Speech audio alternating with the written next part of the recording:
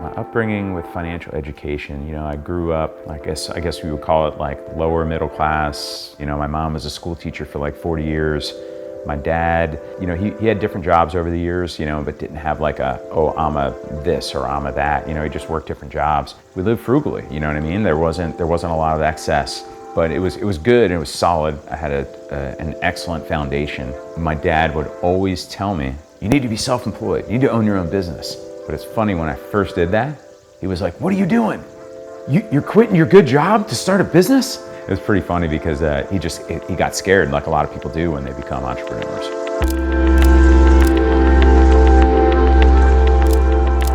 The first investment I ever had, I had a job. I was like an AC mechanic. They had a 401k or IRA type thing, and so I invested in that. And I probably made $6, $7 an hour, and I put a little aside, and they matched a portion of it, you know. So that was my first investment. Then my next investment, where I figured out what investments were. Houses in Florida. Real estate in Florida up until like recently was really, really inexpensive. So I got this head start. So I go look at this house, it's $44,000. I have to put 5% down, it's like $1,500 or something. And I bought a house at 20 years old off my $8 an hour job and just showing them my W-2s, and I got a loan like a normal person. While my friends' rents were getting increased, I had this mortgage for like $380 a month, and it's like kind of a joke. You can work a minimum wage job and pay $380 a month. My property taxes, I remember this, were $232 a year. My car payment was more money than my house payment. 5 years later, I sold that house, and I had paid an extra $500 a month on the mortgage for all these years, so I had it paid down to like $25,000 on the note. And I sold the house for like $75,000, walked away from closing with $50,000 in my hand. And I was like, holy shit. I accidentally learned what investing was. It was a complete accident. I've always been like independent in that way, where I want to do it my way. So I figured out that I want to be an entrepreneur only because I just wanted the freedom of not a job, right? So I was working this construction job.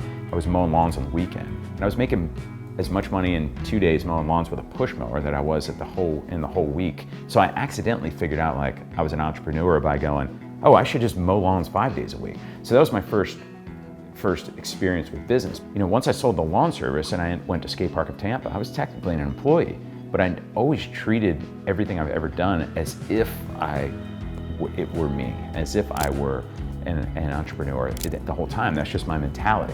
Working with Schaefer for 15 years, he's like the definition of like entrepreneur. Like, I'm gonna do it my way no matter what. Because when he started Skate Park of Tampa, at the same time I started my lawn service, we were aligned with like our paths in life, you know?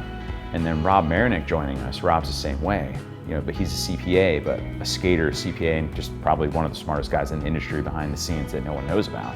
And he would just always be learning and improving. So that entrepreneur, the three of us together being entrepreneurs, there was no podcast, there was no YouTube thing to watch. I didn't know, we were just doing it.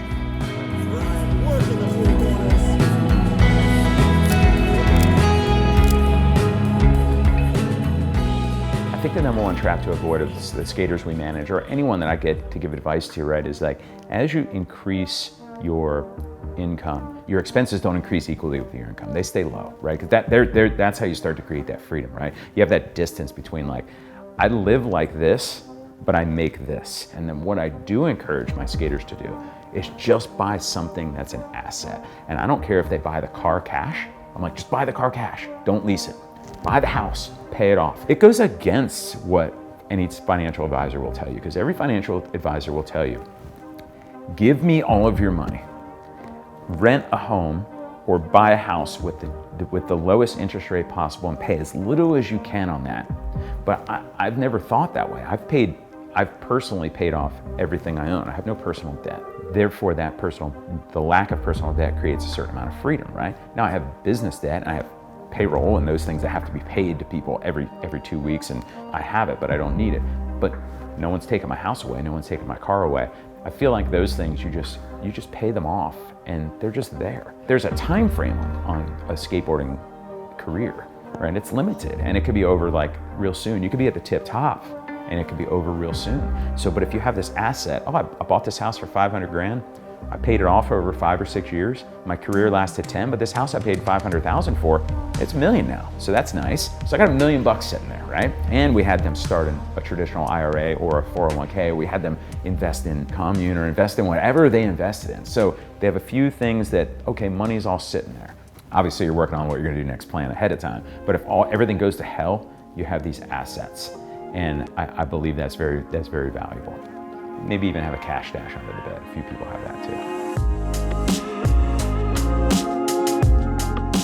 I think another thing that I didn't understand when I was younger is that you can continue to create your life in any capacity you want, right? So I always thought it was all gonna go away. Every party I'm there, and every opportunity I take advantage of. And if you're doing creative, quality, valuable work, that all keeps coming, right? And so I always tell the young kids that are coming up skating, because partying has been such a big part of our industry. But I always tell young kids, I'm like, hey man, you don't need to go to every party because there's another one. And I'm 50 and I'm still going to the parties. So skip the parties, because your body now is, when you physically, from 15 to 30, you're your strongest, man. You're like your absolute best. And if you tear it down by abusing it during that time, you just make it harder on yourself.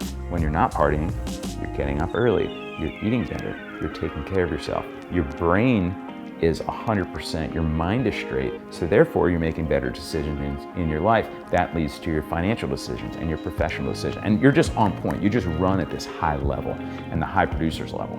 And the more life experience I have, the people that I look up to the most, or the mentors I have, number one, it's those people that support you unconditionally. This morning, my wife, Ryan Clements, Keith Brinkley, Jim Thiebaud, Rob Marinick, George Angel, these people in my life that have unconditionally supported me 100%. You need that network of people, right? So when you're coming up in your life, you're gonna realize that you can still be friends with someone, but you're not like them, and you move up and beyond that. And I'm not saying don't let loose. You gotta let loose. Go on a vacation, you gotta take a break, you gotta skate, or whatever you wanna do that's fun. Go to a bar, like whatever it is. But the day in and day out is the focus of what you're trying to accomplish.